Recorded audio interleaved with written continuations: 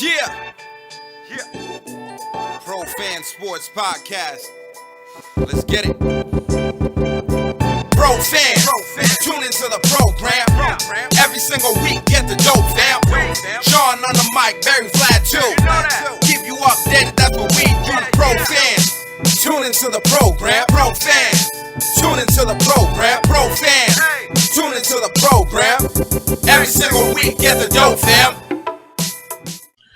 Yo, what it do, everybody? It's your boy, John Altidor with Pro Fan Sports Podcast, where the fans of the pros go back at you with another one with my guys, Vlad and Barry. What's good? Yo, what's going on? Hey, what's up, everybody? How y'all doing? Excited and feeling great, as always, and, ready to get another episode going for y'all. Got another great episode coming up, and as you guys know, we are on to episode 62, the Big 6-2. The Big 6-2. Is that Joe Tooney? Yes, that's right. Joe Tooney. And I only know that because we brought that number up, I think, on like episode 60 or something. Right. Because yeah. You thought he was 60 and not David Andrews. Yeah. You got Ryan Wendell, who was a former offensive lineman from the New England Patriots.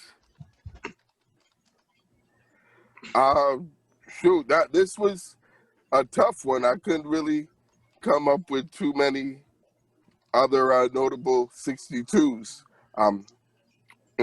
for this number. Yeah, I mean, I hope that doesn't mean we're gonna have a bad show. Definitely. It won't. It's just one of those rare numbers where there's not a lot of notable players to mention. But I looked it up. There's a name I like, Charlie Trippy. Let's get trippy, yo. Charlie Trippy, I like that.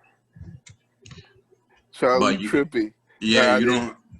And somebody by the name of Langer, Jim Langer, is a center.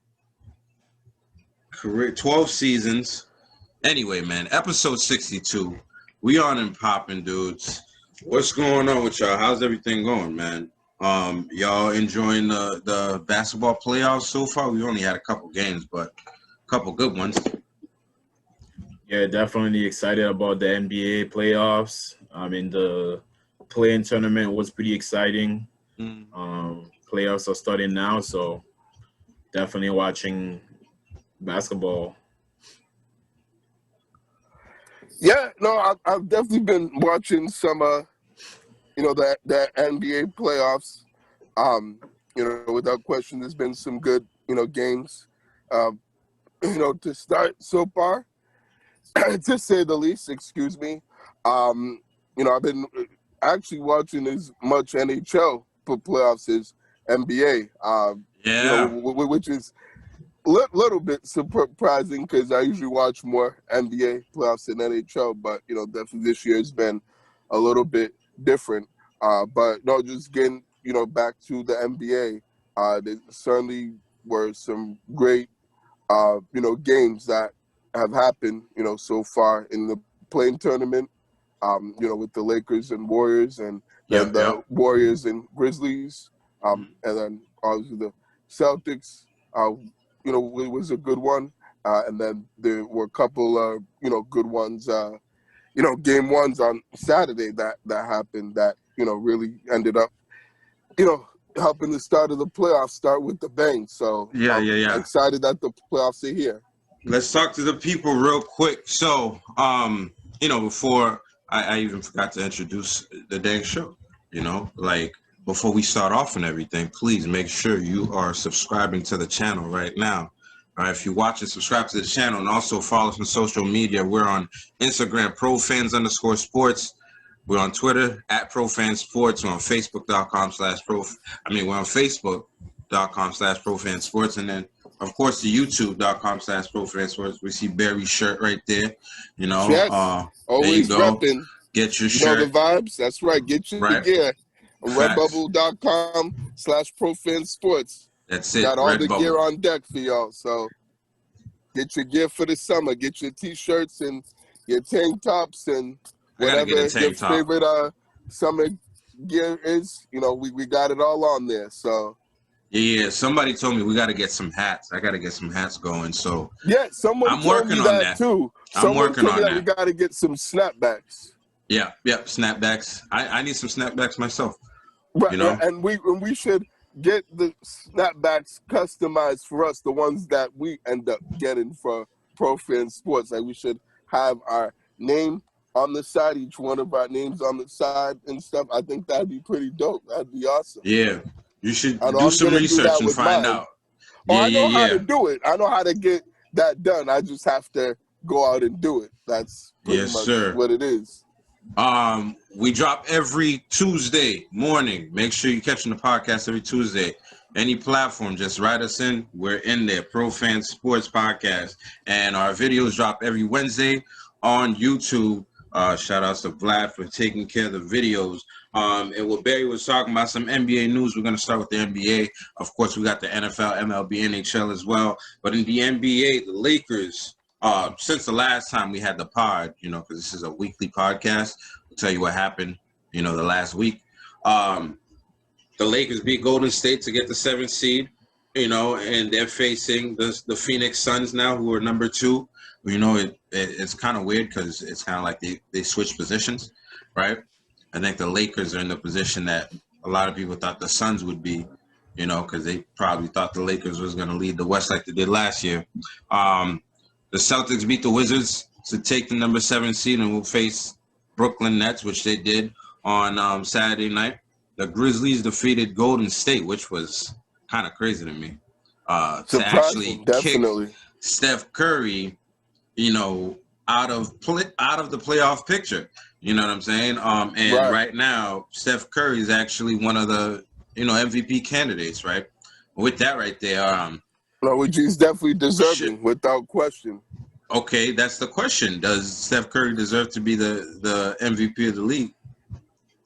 Well, the MVP is seasonal. It's for the season. It's not for the playoffs. So I don't think we can put in what happened to them in the playing tournament as far as like the MVP goes. I personally don't think Steph is the MVP.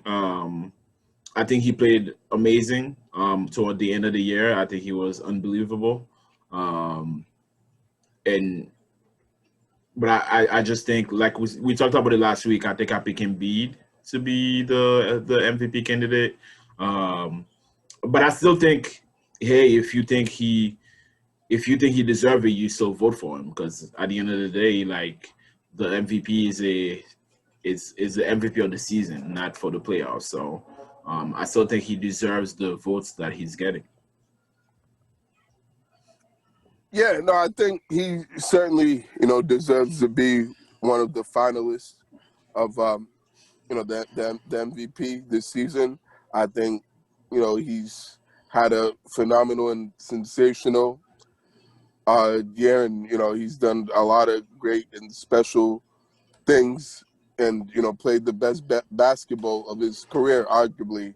You know, particularly the last couple months, where he's been the hottest player in the NBA, to say the least. And I think certainly without him, I think the Warriors are definitely a lottery team, to say the least, and probably one of the worst teams in the league with the Rockets and the Timberwolves. I think they'd be right in the same boat as them if they didn't have a Steph Curry. You know, so I'm not surprised that he was, you know, voted as a finalist for the MVP. Now, I don't think he'll get it.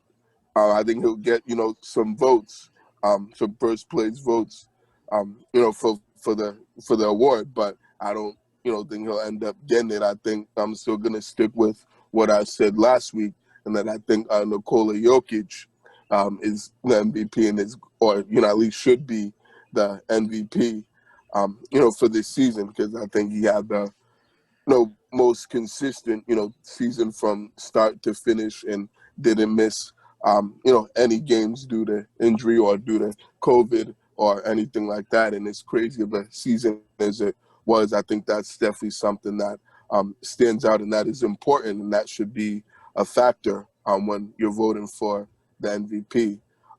But most definitely Steph Curry is deserves to be on there, and I'm glad that he's on the finalist list for the MVP. Yeah, I like Steph Curry, man. But I think when it comes to him, we really need to keep the same energy. With past players that's performed at that kind of level and still was never mentioned as part of like the MVP. And I'm talking about, somebody like Damian Lillard, last year, who had pretty similar numbers to Steph Curry and brought his team. Yeah, look it up. It's pretty much identical, from every metric. I think he beat Curry in the rebounds category, I believe. Assists or rebounds, one of them. And he brought his team back in the bubble, in the play-in, and made the playoffs, right?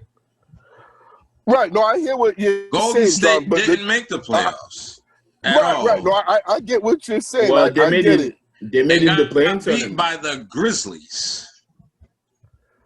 Right, which, I mean, the Grizzlies aren't bad. Let's not sleep on the Grizzlies. And John Moran went off. He was clutch, and he was a killer in that game. Like, let's put some respect on the Grizzlies and on John Moran. John Moran, you got Steph Curry and Draymond. Right, but that's it, though. The supporting cast for the Warriors isn't really that good. Like, it's okay, but it's... Who's John Moran got? Valanciunas, I think? On that team's not even relevant. Like, no one could, and people could care less about that team if Steph Curry was on there. They wouldn't even sniff the play-in tournament if he wasn't on there. And especially since there were no one else, they were not getting any consistent production from anybody else but him. So that's what I'm saying. He deserves to be the MVP. And I get Lillard had a similar season last year, but he had a better supporting cast, and he had a better team, around him than Steph Curry did this year. And I think that's definitely an important, factor and thing to take into consideration when, you're comparing the two. And don't get me wrong, I love Damian Lillard too, and he's one of my favorite players, and he did his thing last year and balled out. But I think people are, Steph Curry's getting more credit and more praise for this just because, like I said, the lack of talent that he's, doing this with, and he's doing it without Klay Thompson, which is his right-hand man, his wingman, his splash brother. And they really didn't have a second option. I think it's kind of like a consistent second. I think it's kind of funny, like the narratives. The with McCollum. I think it's like the narratives between like Steph Curry and LeBron James. Because like if LeBron James was in Steph Curry's position, we'd be fucking killing him. You know what I'm saying? And Steph Curry, he's like the golden child to me. You know what I'm saying? Like, it's pretty much like whatever he does, he's going to get the spotlight. I just think we should keep the same energy. And he played great. You know what? Another person that led the league in scoring, Bradley Beal, was he mentioned as the MVP of the league last year? No, Washington sucked. But what did this team do last year? They didn't make the playoffs. Exactly. They didn't even make the play-in tournament. Didn't they make the play-in tournament? They didn't make it. No, not even the play-in tournament. It still stands that he was like the scoring leader of the. You know what I'm saying? Like he didn't get as much praise at all. But if you have a team that didn't make you can have a great season, but if you have a team that's like not even close to making it into the playoff, how valuable, no matter how, like your work is overlooked. Like no matter how valuable you are to that team, like your work is overlooked because your team is not making it anywhere near the playoffs. Like if it wasn't for this new play-in tournament, the Golden State Warriors would be in the playoffs. And that has a lot to do with Steph Curry. So absolutely, it does. Man, I'm with that. There is a play-in tournament, and they did not make the playoffs, man. And I like Steph Curry, like I said. I respect it. I just feel like, had other people been in that situation, I don't know if they're in a conversation like this, in my opinion, anyway. But they the Grizzlies beat them to get into the playoffs, and they'll face the Utah Jazz. The Wizards turn around and beat the Pacers, and they will face the number one 76ers in the first round. The Pacers lost. Karis LeVert was actually held out of the game for health and safety protocol reasons, which is really fucked up in my opinion. Oh yeah, absolutely. No, I have a big issue with that. Definitely, it's not right. It's unfortunate that they had to end their season on that note, and one of their best players couldn't play because of that, and it ended up costing them. They didn't make the playoffs due to him not being on the court. So it's a bummer for the Pacers. Yeah, man. If I was the players, man, I'd be getting that vaccine as quick as possible, dude. But Absolutely. I'm not the player, so let's not even go there. So LeBron James, got into some issues last week, before the playing tournament with Golden State. So he was photographed at a event, with a couple celebrities like Michael B. Jordan, Drake, right before the game, and that was in violation with the NBA's safety, health, and protocols, right? Mm-hmm. News came out that he will not face punishment for violating the the health and safety protocols by attending the event. And people like Charles Barkley is saying, the league is pretty much scared to suspend LeBron James, right? And how you guys feel about that? Does Charles Barkley have something in there? Well, they don't even have to suspend him. At least fine him $50,000, $250,000, whatever it is. I understand. He's not a repeat offender. If he was a repeat offender, then I would have definitely said suspend him. Was Lou Williams a repeat offender? I don't believe so, as far as I know. But did he get suspended? No, but he had to go through health and safety protocol and had the 10-day quarantine. Yeah, and so he pretty much had to go through the whole protocol process in order for him to play again. Did he get fined too? He might have. He might have got that. I feel like he was fined. So. I think they did give him a fine. That's correct. That sounds about right. Yeah, and Kwame Brown brought that up too. We'll talk about Kwame Brown in a second. We save that for later because we got a whole lot to get with Kwame Brown. But go ahead, Vlad. Were you finished or? Yeah, I think that he should definitely, whatever the rules are for breaking the health and safety protocols, as he should be subject to those. I know the first offense is definitely not suspension. It's probably just money. But that at least has to be done. And I don't know if he's vaccinated, but there's more to the story. Apparently, this gathering was because LeBron was launching some type of business, some type of new business endeavor that he was going to be part of. So they had a little, a little shindig, Right, Barry, and I know exactly what it was. So apparently, it was an event for his new tequila brand that he just recently came out with. Right, he just launched this tequila brand and had this event, launching it and making it official and stuff. And then obviously had all these celebrities. The NBA really loves alcohol, don't they? Oh yeah, love the Henny, love the tequila. Yeah, oh yeah, they love it, but they'll find you if you smoke a little. Let's not even get there. Right. But no, I have a big issue with this. This is certainly not right, and it is a terrible look for the NBA. And I totally agree with Charles Barkley when he says that the NBA is terrified and scared shitless of LeBron, because they absolutely are.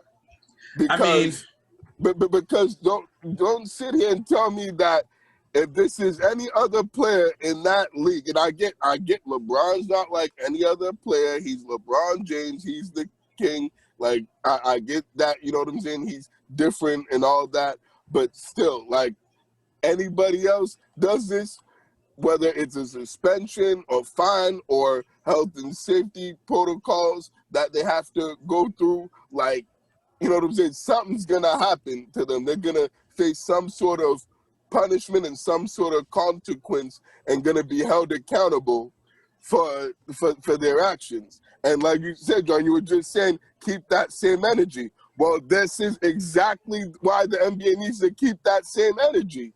Like, this is a perfect and prime example, Exhibit A, of them not keeping that same energy and not holding, someone like LeBron James accountable when they should. And you just said Karis LeVert missed, had to miss the last couple of games for the Pacers in the playoff games because of health and safety protocols, in which his team, they beat the Hornets, but they ended up losing to the Wizards and didn't make the playoffs because of that. Like, he should either, be the $50K fine, which is the heftiest fine that you can give a player for an offense like that. That's what, believe James Harden got for, his incident that he had beginning of the season when he was dogging his way out of, Houston to go to Brooklyn. And I believe Lou Williams got the same fine as well, or something similar to that.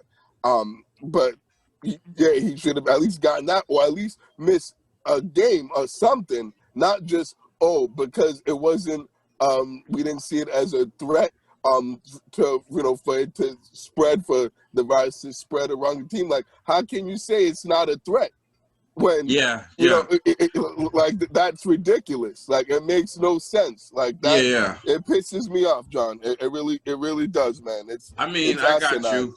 I definitely think, there's, I don't have a problem with it, but listen, I don't have a problem with it because LeBron is a grown man. He's a multi-millionaire. He could have taken all the precautions he wanted to be at the event. But, like, keep the same energy. You know what I'm saying? Like, I don't care if you don't fine guys. You know what I'm saying? As long as guys are being responsible and things like that, I'm not for anybody getting, fined and taking money out of their pockets, taking money out of their kids' mouths and stuff like that.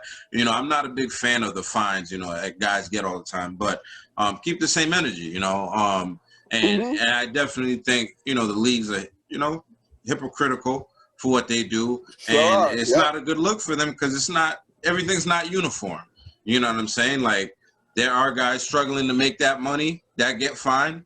We know LeBron's not struggling to that's like 50 cents to this guy. You know what I'm saying? He's never going to struggle in his life. Exactly. Right. So, NBA. John, they got to hold these guys accountable. Like, everybody. That's simple as that. Everybody. That's simple.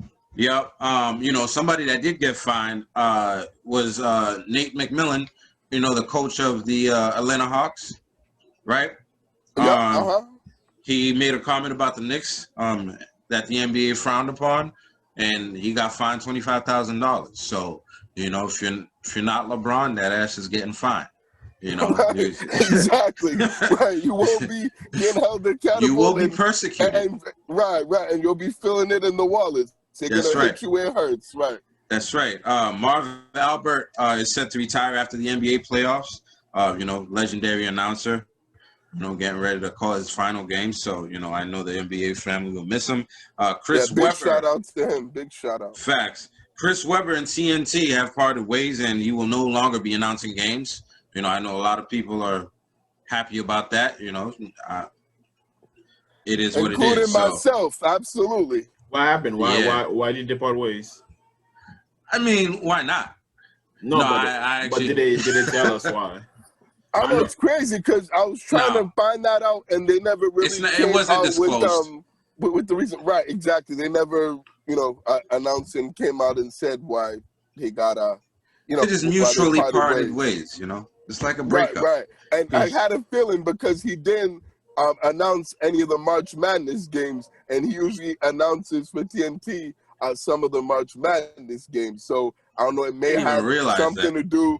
Yeah, it may have something to do with that. Who knows? But I mean, I'm certainly not. I'm certainly happy about that, and don't mind him not being with TNT because there's a lot more better announcers with TNT than Chris Webber that I enjoy listening to when I watch games on TNT. Yeah, man. So, Chris Webber, so long, I'm sure he's going to end up somewhere.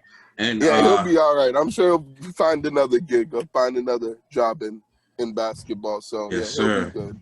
The NBA awards candidates have been announced, right, for the NBA awards. And the most valuable player, the finalists were Steph Curry, Golden State Warriors, Joel Embiid, Philadelphia 76ers, Nikola Jokic, Denver Nuggets, the NBA Rookie of the Year, LaMelo Ball from Charlotte Hornets, Anthony Edwards from Minnesota Timberwolves, and Tyrese Halliburton from Sacramento Kings.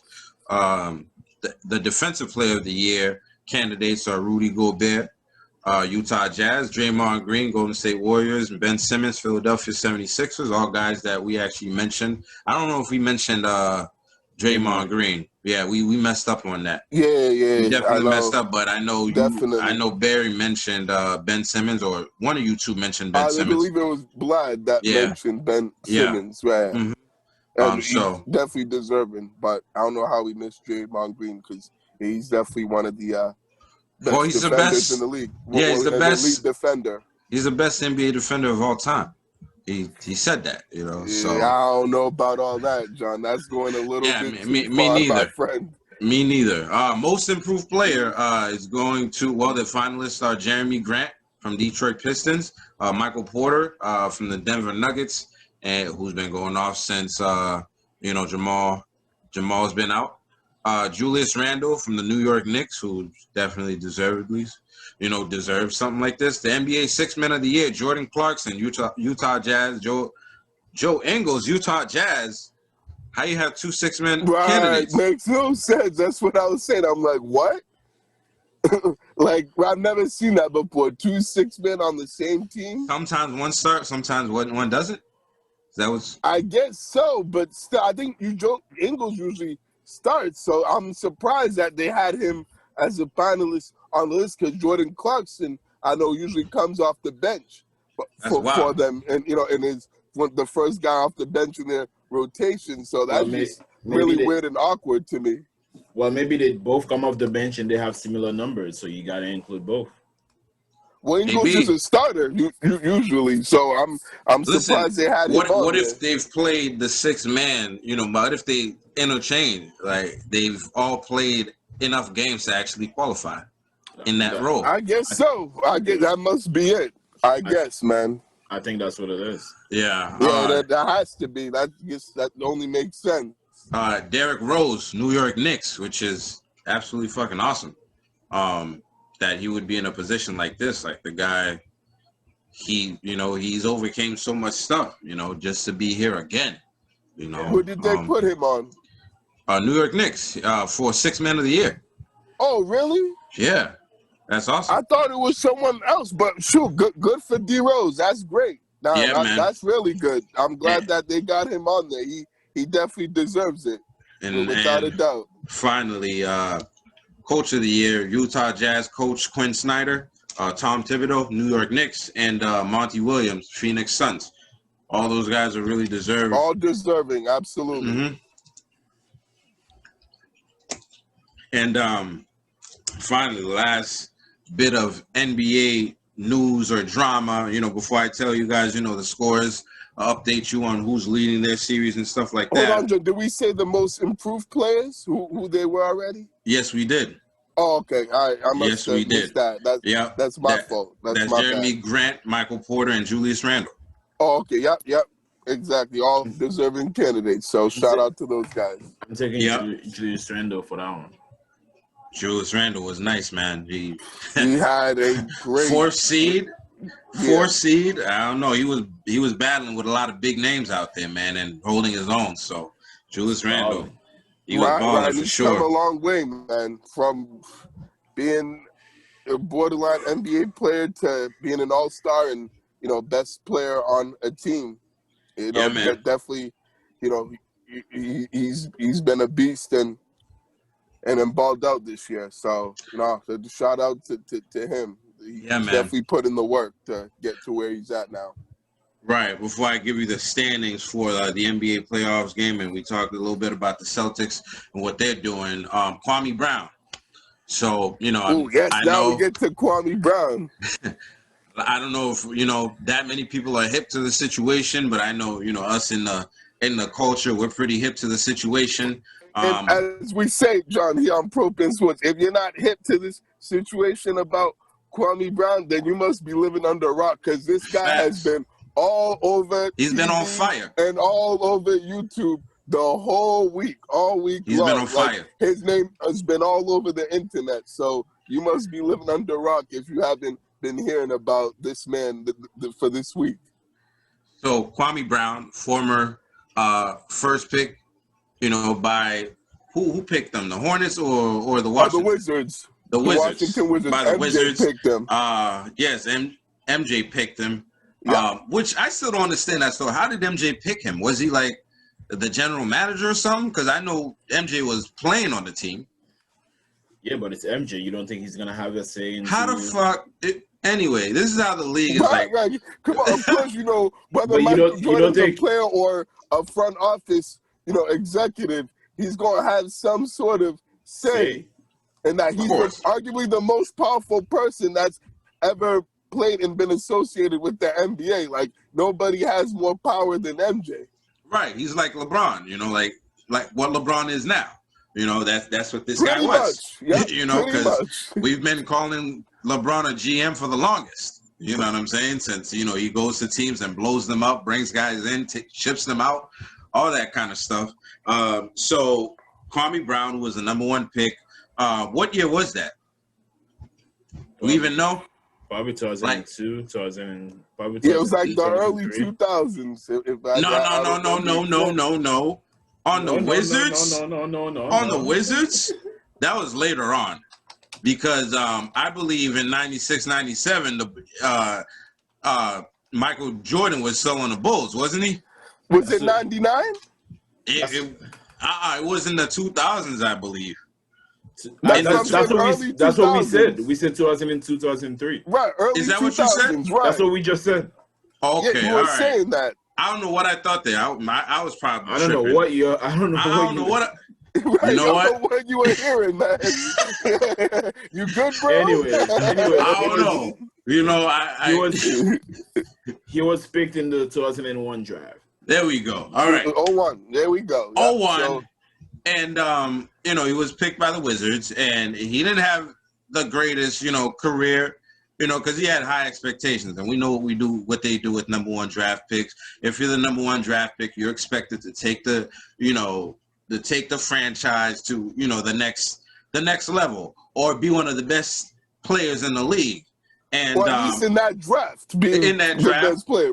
Right. And Kwame wasn't that, you know, and I think for, you know, he had a 12-year NBA career, and the whole time we never heard the guy speak. You know, we heard a lot of people shitting on him, and I think we're all guilty of thinking Kwame Brown was a bust, right? Right. Tell me I'm lying. No, we are. That's true. Because I know I thought it. The media, especially Stephen A., has a lot to do with that.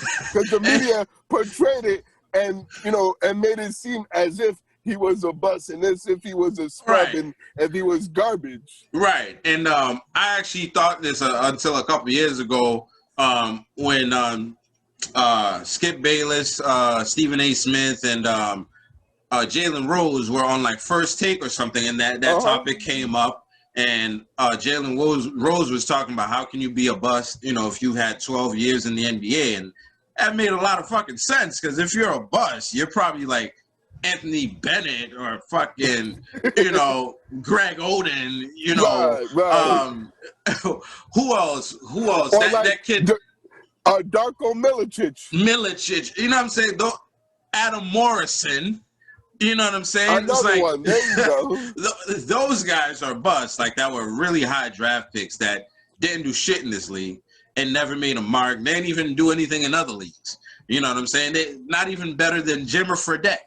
You know what I'm saying? Who's been freaking killing it out in China, wherever the hell he plays at right now. Let me ask you guys a question. So right, he was the number one pick, and he wasn't the greatest number one pick. He was, for most of his career, he wasn't the most impactful player on the court. Right.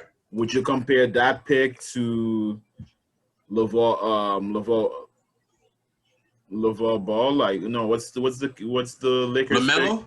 No, not LaMelo. Lonzo Ball. Alonzo Ball, yeah. Hell Alonzo no. Ball. Hell no. Nah, definitely not. Lonzo's good, Absolutely man. not.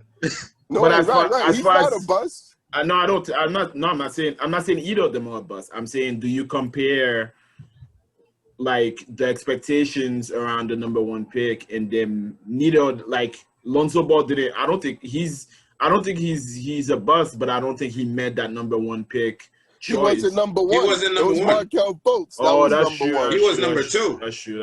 Right. Then You know, Jason that's true. Tatum was number And three. Right. even Markelle Fultz is not a bust because he actually started coming around until he messed up his He's knee. been playing better He's as been of late. balling. Right. But You know what I'm saying? would you compare the two picks? Nah, I wouldn't compare the two picks because Kwame Brown's situation was more polarizing because he was with Jordan. You know what I'm saying? And like the spotlight was on him a bit more than the other guys. Lonzo Ball went to the Lakers, who had nobody at the time, and then LeBron pulled up. Yeah. You know what I'm saying? So like, but the spotlight's always been on Alonzo. Yes, but you're right, not as much. But it was still on him. But he doesn't compare to Lonzo because Lonzo didn't come straight out of high school. Kwame Brown came straight out of high school, into the NBA, where clearly you have some to learn, the situation. You have to learn your position because guys have to grow into, look at Giannis. God forbid if they brought Giannis in to be what he is now. The first year he started playing, he'd probably be a wreck right now if you put that kind of pressure on him. So, back to Kwame Brown like that. That's the way his career was going. He ended up playing 12 seasons, and on all the Smoke podcasts, they had Jeannie Buss and Gilbert Arenas on the episode. And at some point, they had both of them. They had both of them, and cool. At some point, Jeannie Buss was explaining some kind of situation, and Matt Barnes brought up Kwame Brown. And, they kind of like dismissed him, like they talked down to him and stuff like that, and talked about how much of a bust he was and stuff like that. So according to Kwame Brown, he reached out to those guys and was basically like, why are you talking down to me like that? You know what I'm saying? Why are you bringing that kind of energy to me? I'd appreciate it if you wouldn't talk to me like I was nobody. You know what I'm saying? Like, this is a guy that played 12 years in the NBA, earned over $60 million. He has generational wealth, bought his mother, a house and stuff like that. And I guess they didn't do it, because Matt Barnes and Steven Jackson came out with statements, and they were on video talking about how we can meet up if you want to shoot the shoot the ones. Yeah, you want to box before we record the podcast and go on the show and record and talk your shit. Right. Right. They invited him to their shows. Steven Jackson said like, "You're a bust. I was never considered a bust. I was better than you, bro. You know what I'm saying?" And saying a bunch of stuff, and pretty much Kwame Brown just just exploded on these dudes. And if you haven't watched the videos, you really should watch. You should go right now and watch it. I believe he has a channel. Well, I don't know about right now. Finish watching the podcast first, and then you can go watch that. Right, there you go. Good call, Vlad. Good call like that. Right. Yeah, he has a YouTube channel which he just made, and it's has over 155,000 subscribers on it already. And this guy has just been dropping videos on the daily. He called Matt Barnes Becky with the good hair. I love that one. I crack up every time he says that. Every time he says it. He called Steven Jackson a fake ass gangster. Or a fake thug activist. A fake thug activist. He called Stephen A. Smith a lot of stuff. Yeah, he had a lot of names for Stephen A. Smith, a lot of different ones. A lot of names I don't even want to repeat on this show because right. Me either. You're gonna have to go on his YouTube channel and watch the videos and find that out. But I know you guys have seen it. What are your thoughts on it? Does Kwame Brown have a reason to be doing what he's doing right now? He actually went at Charlemagne and he unearthed this situation Went with out the whole Charlemagne. Breakfast Club. Yes. Did you see that one? The whole Breakfast Club. He went straight at their necks. Vlad, are you aware of what we're talking about? Yeah. Okay, good. Okay, I'm glad you've been peeping this, Vlad. Okay, I'm glad you hit. So Charlemagne reported on it on their rumor report segment, and he actually brought up the fact that his father, had an unfortunate mishap with a woman, and he ended up serving life in prison. And his brother is doing life in prison as well, and Kwame Brown went crazy on him. Ooh, dang, he really went there, John, huh? Jeez. He served them up mama's cooking, wow. Like he keeps saying. He was sprinkling he was sprinkling that seasoning, on these guys, like he says on Kwame Brown. Does Kwame Brown have a point in what he's doing?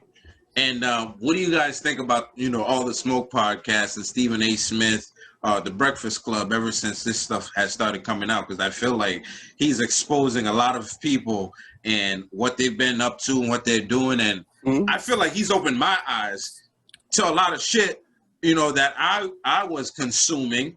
And I want to know what you guys think about it. I mean, I don't know. I just think that I understand the position that he's in because he's been the butt of every joke for his whole career. And he talked about some of the pressure that he was put in as an 18-year-old,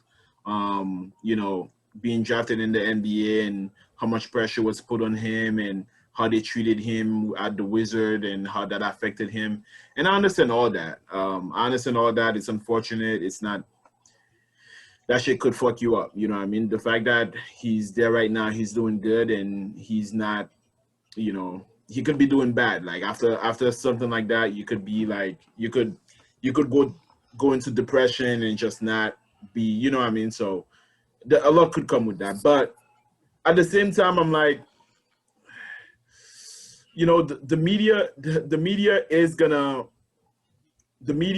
say whatever they think of a situation, and I think unfortunately some guys end up being the butt of the joke. I mean, if you take for example JaVale McGee, right? JaVale McGee, for a long time he was the butt of every joke because of Shaq, and he had the fool, and he had to confront Shaq so that could stop, what I'm trying to say. And he was trying, and he was even saying that because of all the jokes that are being made about him, there's certain contracts he couldn't get. You know what I mean? That was like taking money out of his pocket. So I definitely understand what Kwame is going through, and that how the way the media portray him has affected his life, and you know what I mean? So his money. Yeah, but it's a double-edged sword, because we look to the media to hear what those guys are saying, but at the same time, the media can definitely affect those guys' lives. I think Kwame has all the right to be exploding on everybody. He's been quiet for a long time. Anybody that's quiet for a long time, they have a lot to say. They have a lot. They've been gathering a lot of info. Yeah. Yes, absolutely.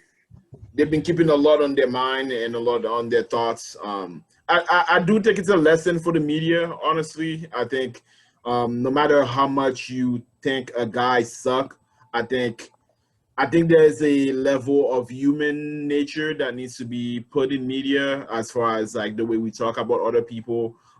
If we're talking basketball, let's talk basketball and talk, okay, this guy might not be able to play basketball as well as the other superstars, but let's not like, attack the guy's life and who he is, and destroy who he is and affect his money, his family. You know what I mean? I think it's almost there's a little bit of bullying to it, honestly. I think there's a fine line, and I think this is a lesson for all media platforms, including us. I know we make fun of Kyrie all the time. Kyrie might be coming for us. For real. He's fucking true. But come profane on, sports. everybody does that. And you know, Kyrie does like stupid things or Yeah, but things that it you doesn't know matter. are It worth doesn't matter actually though. criticizing. It doesn't matter. We It don't know doesn't what he's matter though. going It's through. like, All right, know did what you I mean? learn So, anything? Did you learn anything from Kwame? it doesn't matter because it's like no matter, like if Kyrie's always getting, you know, attacked, or you know somebody's always trying to say something about him, eventually, you know what I mean, like he might come out and just start calling people out because he felt as though he was going through this, he was going through that, he was trying to do this, he was trying to do that. Anyways, my point is there's a lesson there for all media platforms on how we treat people and how we talk about people. Let's be How we talk about N'Keal Harry? yeah. No, but that's football though. God Like, damn. no, It doesn't matter. What do you mean? So- what do you mean? what do you- football? All right, so when we talk about N'Keal Harry, we talk about football and how much he sucks and how trash he is. We don't talk about anything outside of football. Like we're here to critique and to give our opinions and our thoughts on what these guys do during the game and while they're on the field and on the court. So That's hilarious, man. we don't talk about N'Keal Harry's life, you know, and stuff like that outside of football. I keep it strictly football with N'Keal Harry. So Stop I just calling want to him a make bust. that very clear Stop for calling him everybody a that's bust. listening to this podcast. Stop calling him. He is a bust, though. He is. But at least we're talking football, and I get what you're saying, like that we shouldn't personally attack, you know, someone's life outside of the sport that they play, which I definitely agree with, because as a man, you shouldn't be doing that to another man. You shouldn't be talking down about another man's life and and trying to talk trash about his own personal life, because everybody goes through different shit in their life. Yeah, no, I hear you, baby. But there's nothing wrong with holding guys accountable and criticizing guys for their play and their performance, during the game and stuff. That's what the media is supposed to do. Like, that's their job. That's what they get paid the big bucks criticize for. the analytics. Right. With what you see during the game, like that's the whole point of the media and their main, job, objective and description. So, I think with this case, with Kwame Brown, I can, definitely, understand it from his perspective, because these guys have been, coming at his neck for years. And I feel like he, just got to a point where he just got sick and tired of, hearing all these guys coming at him and how to defend himself, because every man and every person has the right to defend themselves if, there's someone's coming after them and they feel like someone's, talking about them and has their name in their mouth in a way that they shouldn't have, what I'm saying, be talking to them and have their name in their mouth. And I think that was certainly the case in this, situation. And I certainly think, he's really, like you said, John, brought some, quite a few things, into light, in regards to, how the media, treats, what I'm saying, players and treats, people. We definitely, since we're now part of the media, since, we, been doing this podcast for the last, more than a year, I think, we definitely have to be, aware of that, of, how we, talk about, these guys and stuff, and make sure we just, keep it, about sports and nothing else, because I think that's where it got to a point where he's like, all right, I've just had enough of your shit. Like, now I'm about to come after,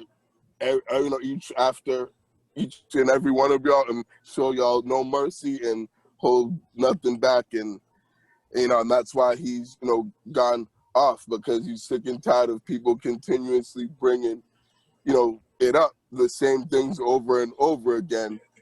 when it's been years since he's been in the NBA and he's been retired for a while and hasn't been playing in the league for a while now. So it's like, why is that relevant? Why are we still talking about it? Why are we still discussing it when I've been out the league, for years, and I've moved on from that part of my life, and I'm on to something else. I'm on to another chapter of my life. So why can't we all just leave that behind us and move forward, as grown adults, as grown men and grown women, like we're supposed to, and keep it moving and keep it pushing.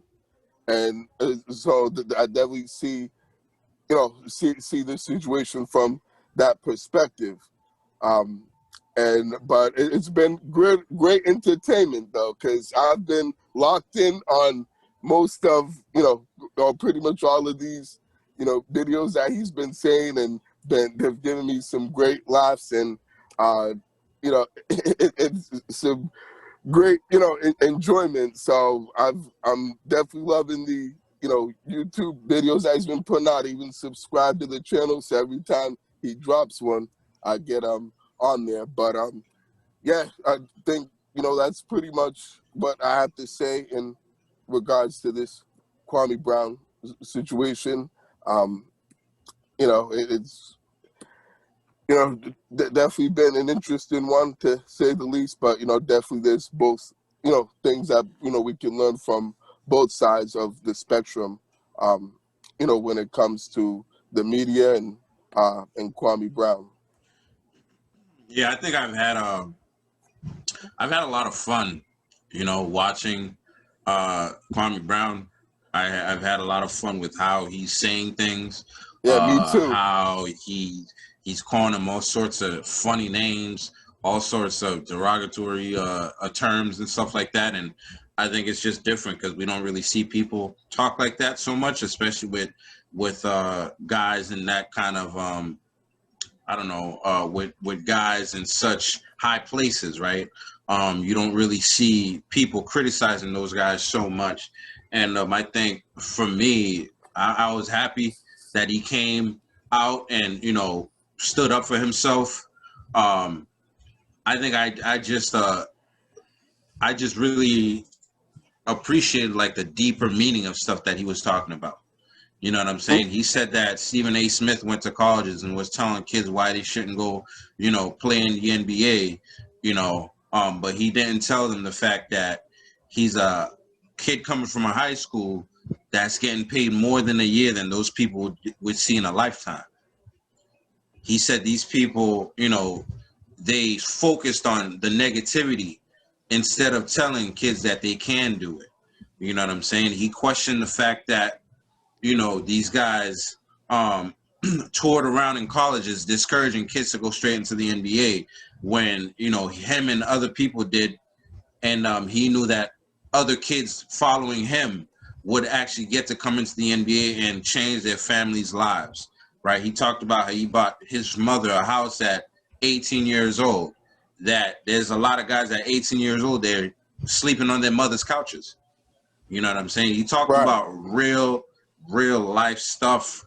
And he talked about how the media is so negative when it comes to a lot of things. And I appreciated the point he made about Deshaun Watson, and how he's on the news all the time about this alleged stuff. And the kid that actually beat up the black girl in Seattle, we don't even know his name. I don't even know his name. Do you guys remember his name? We reported on it, but I don't remember his name because they spent so little time actually on that guy.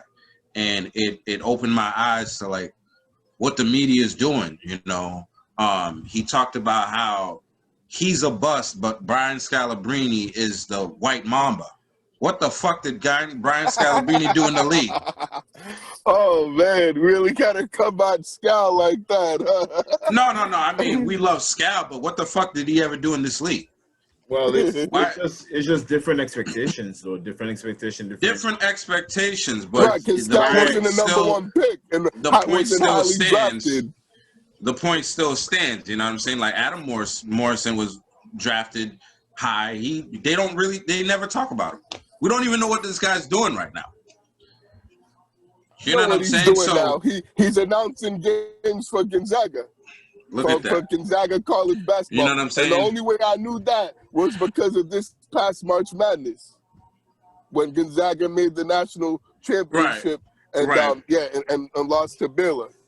Yeah, so for me, I just appreciated like his deeper points, you know, into what's really going on and how, you know, the media attacks certain groups and, talking about, you know, how they attack a lot of black men, you know, especially, you know, in high places and things like that. And it made me think a lot, you know. I don't want to spend too much more time on there, but if you get a chance, go, you know, check out Kwame Brown and some of the stuff he's saying, you know, and it's really like, those quiet guys, those are guys you really don't want to mess with because those are the most dangerous one. You know, the quiet people definitely the most dangerous, you know, and the ones you should fear the most. The Breakfast Club, that's not even about sports. I think might get canceled after all this stuff that's coming out.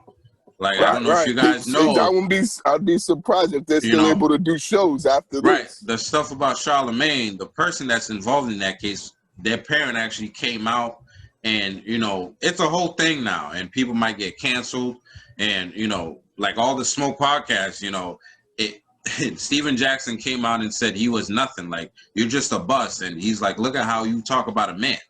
You know what I'm saying? And to me, it's like, whoa, man, you're getting into some deep stuff that is going to cause some people to lose some money, man. He talked about the fact that him and DeAndre Jordan had similar stats, and DeAndre Jordan got a $60 million contract and he got a $7 million contract based on what the media was saying about him, which to me is like eye-opener, man. You know, it's telling. It's definitely, you know, that says a lot, to say the least. I think just one thing I really didn't like about Kwame Brown was saying was how he was attacking Matt Barnes' personal life. Oh, I loved it. But we just said that we shouldn't be criticizing another man's personal life. Right, but if you're gonna stuff like, you know, and so I see you haven't been watching, you know, because he said, "Hey, I gave you guys the chance to talk to me on the phone, and all you had to do was apologize." And they brought his family situation into this stuff, a person they work with. So now you got to destroy him. And listen, I don't blame him for anything he's saying. And, you know, Matt Barnes, that shit is funny to me. And it's like, you should probably shut up. You know what I'm saying? Because, you know, the stuff you're saying. Like, exactly. Like, if I were you, I would issue an apology and please move on from this because you're getting destroyed. Both y'all getting destroyed. And they should announce it on their podcast, on all the Smoke podcasts. You know, like we should have never said your name. Like, take your L and move on, because if you don't, this guy's gonna keep exposing stuff and, you know, talking to you and making you look terrible. So I hope their shows can survive after this, because I think all the Smoke podcasts is good, but definitely Breakfast Club, I think their days are they're good, but they're gonna lose a lot of fans, you know, because of this situation right here. We can't really say any more about Kwame Brown because, you know, we could talk forever about him. Yeah, we said it all pretty much. NBA playoff picture, man. You know, we should have talked about this a long time ago. Milwaukee faces Miami. Number 3, Milwaukee faces number 6, Miami. Number 3, number 1, 76ers faces that number 8 Wizards. Number 4, New York Knicks faces Atlanta. Number 2, Brooklyn faces the Celtics. In the West, Utah Jazz versus the Grizzlies. Number 1, Utah Jazz versus the number 8 Grizzlies. Number 3, Denver Nuggets versus number 6 Portland. Number 2, Phoenix versus number 7 Lakers. So right now, Milwaukee is leading the series. Well, what do you call it? The playoff? Yeah, playoff series. You right? said that right. They're leading the series 1-0. They won in overtime over Miami, and the Clippers are 1-0 over. I mean, the Mavericks. Dallas are 1-0 Mavs, over number 3 Clippers, who are avoiding the Lakers. No, that's the 4-5 matchup. Yes. The 4-5 matchup is the Clippers and the Mavs, and the 3-6 is the Portland and the Nuggets. That's right. That's the 4-5. Clippers versus the Mavericks. Mavs beat them 1-0. which was very surprising. And all the rest of the games should be happening on Sunday. So we'll update you guys. The Wizards lost to the 76ers, so the 76ers are leading that series 1-0. The Lakers are playing the Suns right now. As we are recording, the Suns are up by 4. Are leading the Lakers. So I mean, the playoffs is starting off like it should, with the seedings, except for the Clippers. So the Celtics lost. They're 0-1, right? From the Brooklyn Nets, right? Yep. Robert Williams played and he scored 11 points and got 9 rebounds, right? Or no, he got 11 rebounds, 11 points. I forgot how many rebounds. You said it right. 9 rebounds and 9 blocks. 9 blocks. That's what I was thinking. Right. He had a block party last night. Y'all seen his block party? But they still lost. Yeah, still got the L though. They still lost. We didn't have the firepower that we need for the series, especially with Jaylen Brown. Can we take a game from these guys?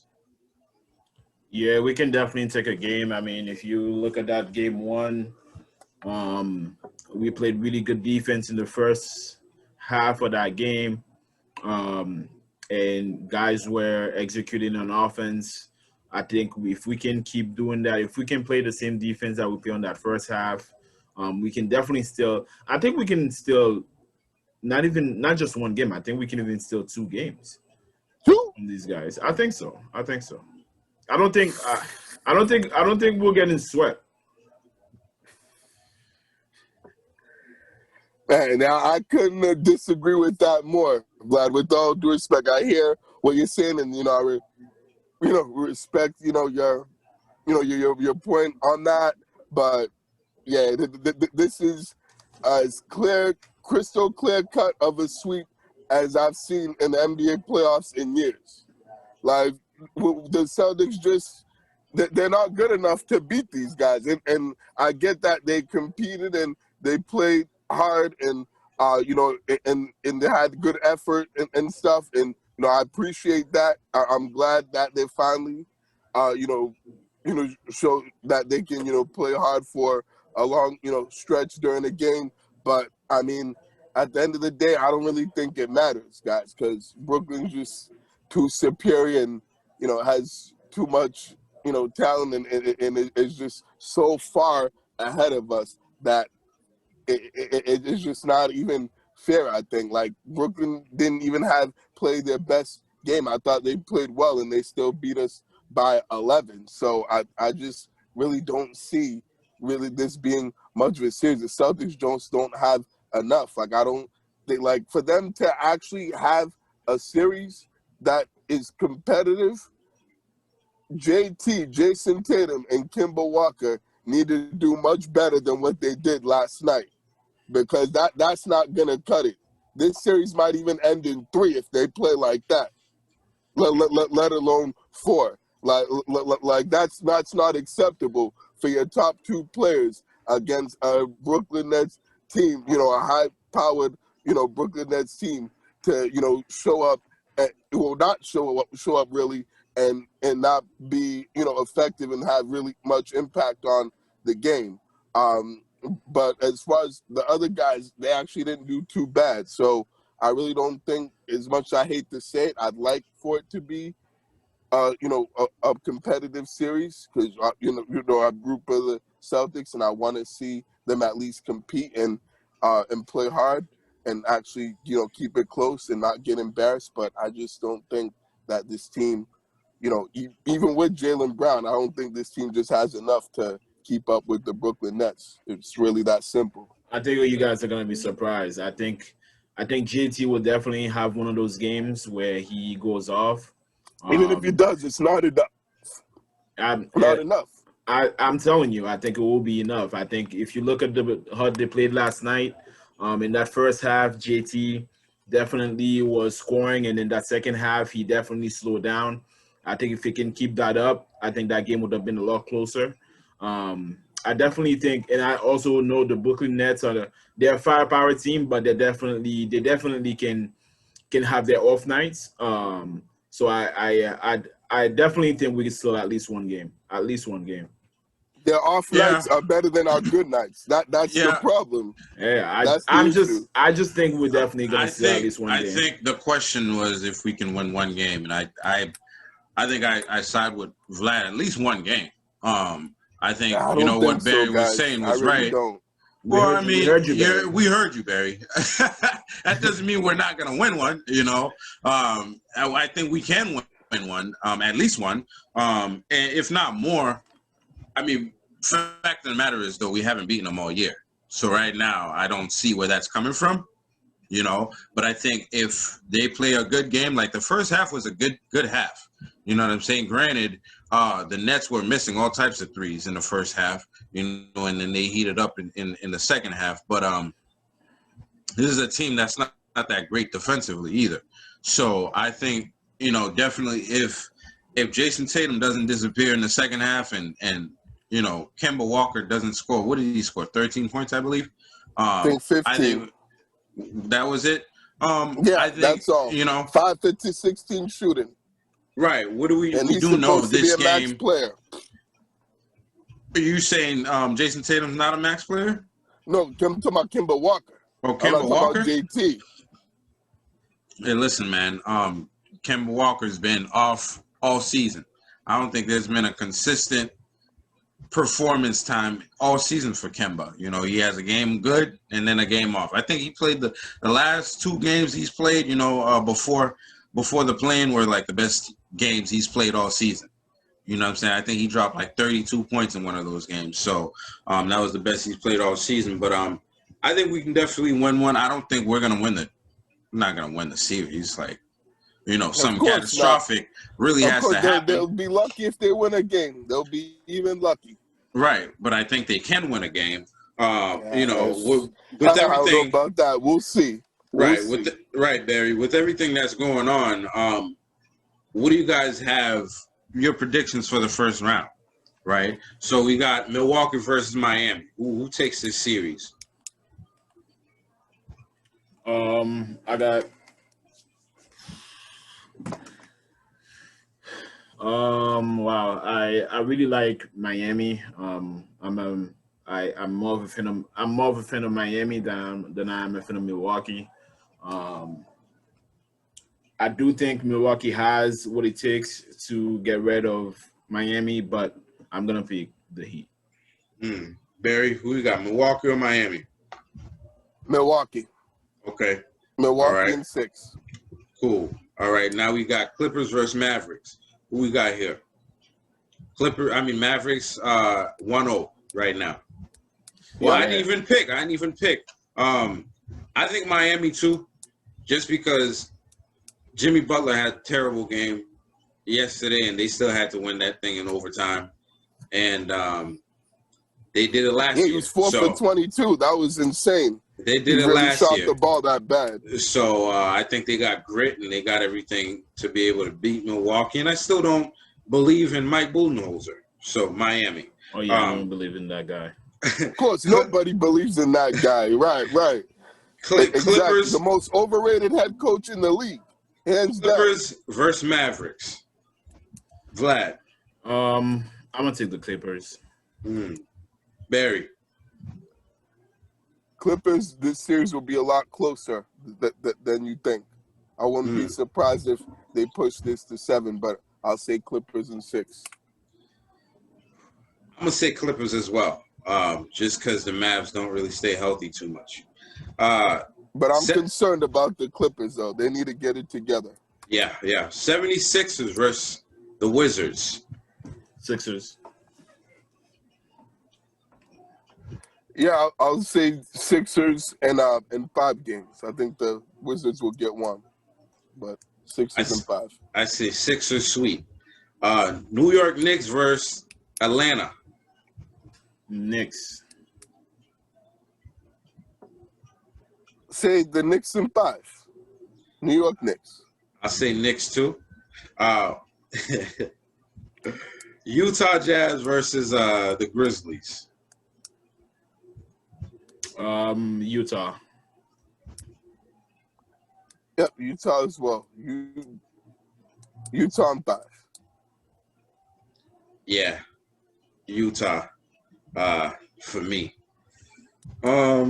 Okay. Nuggets versus Portland. Number 3, Nuggets versus number 6, Portland. Who we got? Portland. Yeah, I'd agree with that. The Portland Trailblazers. Oh, they're gonna beat your MVP, Barry? Yep, that's right. They sure are. They don't have Jamal Murray. So, unfortunately, the MVP is going to go down in the first round, unfortunately. But I think definitely Portland's a much better team and will win this series. I'll say Denver for this one. Really? Yeah. Okay. Phoenix versus Lakers. That's a hard one. Is it? Yeah, is it really? Well, you guys. I know who I'm picking. You know who you're picking, Vlad? The Lakers better win that. Phoenix Suns in 7 games. I'm gonna take the Lakers just because LeBron hasn't lost in the first round his whole career. I don't believe so. I'm gonna take that, and then lastly, Brooklyn Nets versus the Celtics.